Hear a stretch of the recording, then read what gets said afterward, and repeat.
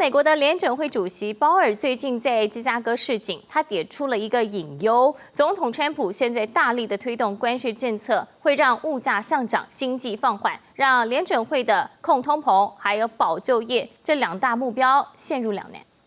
Despite heightened uncertainty and downside risks, the U.S. economy is still in a solid position. The labor market is at or near maximum employment. Inflation has come down a great deal, but is still running a bit above our 2% objective. Turning briefly to the incoming data, we'll get the initial reading on first quarter GDP in a couple of weeks.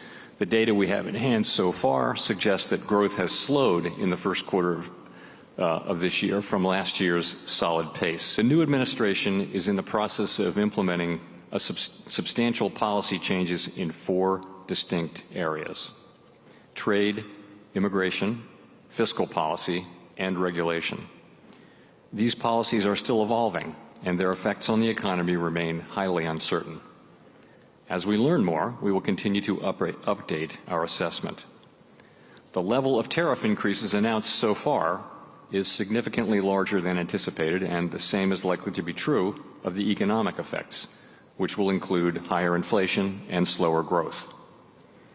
Both survey and market-based measures of near-term inflation expectations have moved up significantly, with survey participants pointing to tariffs.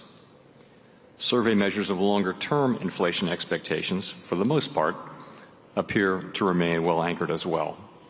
Market-based break-evens continue to run close to 2%. So, as we gain a better understanding of the policy changes, we'll have a better sense of the implications for the economy and hence for monetary policy.